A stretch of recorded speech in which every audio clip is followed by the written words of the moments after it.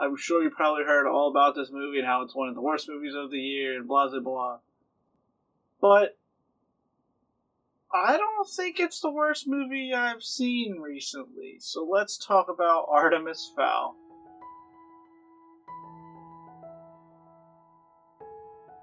Artemis Fowl, currently streaming on Disney Plus, is based off a children's book series, I believe. I've never read the books. To be honest, I've never even heard of Artemis Fowl till the movie. So it's like, the book can't be that popular, right? But, preface, I know nothing about the book. Absolutely nothing. Not even a single detail. So this film was all new to me. I knew nothing about the characters, so I'm not like biased, like, oh, they ruined the book, heart. I can't judge it like that because I don't know what it is. But how do I explain this movie? Artemis Fowl is about a 12-year-old boy who is basically a genius. He's super smart. He's super crafty. Whose father gets kidnapped, and he has to find a magical MacGuffin device to save his father. And in this world, basically fairies, goblins, gnomes, dwarves, trolls, all that stuff exists. And the fairies, who are like the cop force, which I kind of dug the fairies in this, they were pretty cool. The fairies are basically sent after Artemis Fowl because he's being labeled a thief, and he does some very naughty things to get the fantasy magical world beings after him, and I'll just leave it at that. Yeah, this movie's not good. I'll preface it right then and there. It's not good. Is it terrible? No. And it depends. When you've seen as many movies as I have, like, what I consider terrible is a complete failure on every aspect. But there are certain scenes in Artemis Fowl that are competently made, so it's not a downright train wreck. The biggest flaw is it's dull. It feels very lifeless, and I know that sounds silly talking about a movie, but it just comes off very lifeless and dull and bland, and it never grabs you. Like, even as someone who doesn't know anything about it, I'm like, the way they're showing this world and these characters, it just comes off so boring that I would assume someone who's read the book probably found it even more boring. Because from what I've seen online, some of my friends know the novels, the movie just basically like takes the book and just yeets it out of here, and it just doesn't really add up to anything. I compare this to A Wrinkle in Time, which I was not a fan of that movie. I did not like it at all. What that film suffers from, this film suffers from, and I don't know who to put the blame on this, because I know this movie's been in like development hell since like 2001 or something.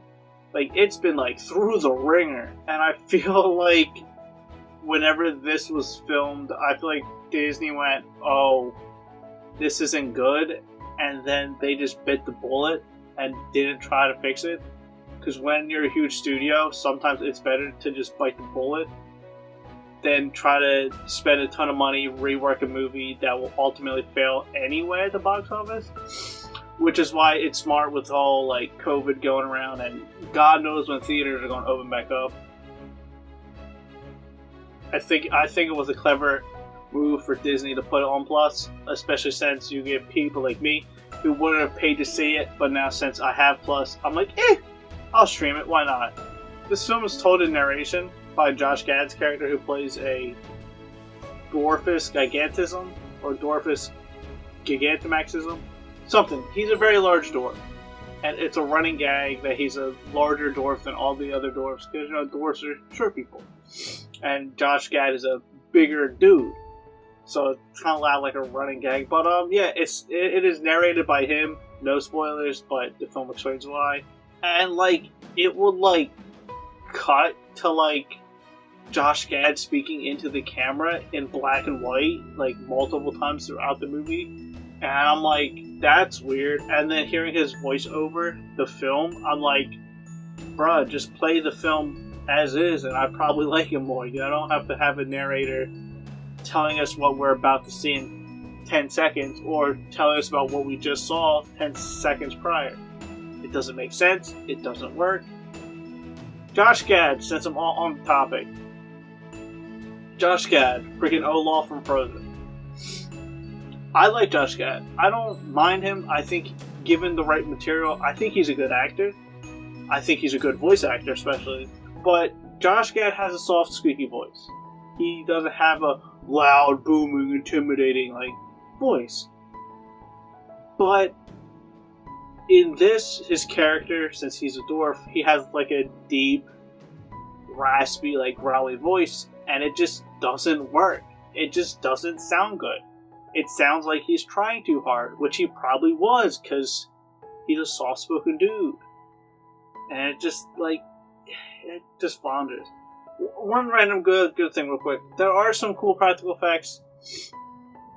There are some good creature designs, technically speaking. The fairy police are cool. I think they're really cool. How they work is never explained, and how their technology works is never explained, and the technology, like, kind of, like, shifts rules throughout. It doesn't always make sense, but fairies are cool, some practical effects are cool, the soundtrack is nice. All the positives there. Since he's the main character, I guess I should talk about Artemis Fowl Jr. The kid who's playing him, he's not good. And I don't know if this is part of his character, because, like, most of the time, like, genius level people are very standoffish. They don't know how to freaking emote properly. So I don't know if he's supposed to be this way, and I don't know if he's written in the book this way, but he kind of has, like, the same monotone drab face the entire film, no matter what's happening, outside of, like, one heartfelt scene. That's not even heartfelt, because you don't connect to these characters at all, so it's just like, oh, he's sad now. So I didn't like his performance, and if it's supposed to be that way, then he did good, but if it's not, I don't know what to tell you. Since this is a magical fantasy world with, like, goblins and trolls, the CGI is really rough. And when I mean rough, I've seen some bad CGI in, like, TV shows and movies. And, like, this is a Disney movie. Like, especially coming off, like, Lion King, Lady and the Tramp. But this one, the CGI is, like, yeesh.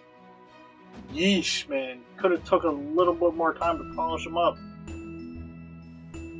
It's pretty easy for me to tell when, like, something is CGI and not. But this movie, it's so blatant that it kind of looks, like, really ugly and really muddy, and I don't like it.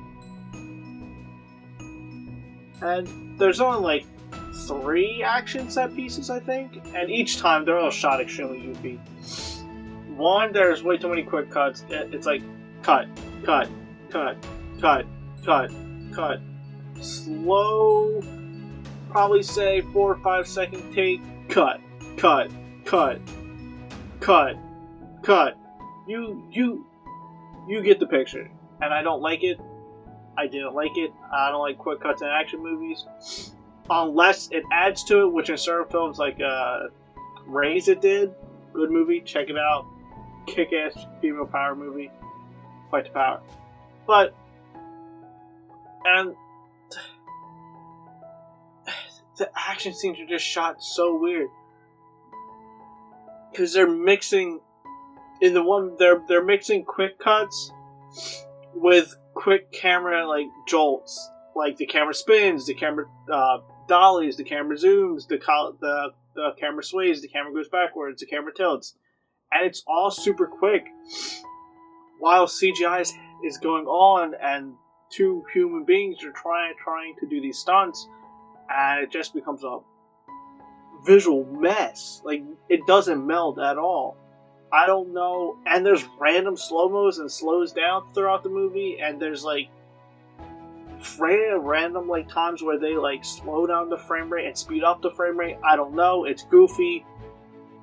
It just looks weird. I don't like the action scenes in this. I think they're all done poorly, like most of the movie. But if I keep talking about this, I'm gonna just keep thinking of things to poop on it for, and I don't want to do that. So, Artemis Fowl, is it one of the worst movies I've ever seen? No. Is it good? No. Is it bad? Absolutely. But this had potential, because you could see shining moments of greatness, and I think the world that they were trying to set up is kind of cool, but it's a failure in a lot of aspects, with some very small shining hope within the film every like 20 minutes. But that's Artemis Fowl for you. I feel just like completely just drained of all like creative, all like imagination right now, just by talking about this movie. But feel free to like, comment, subscribe, and thanks for watching.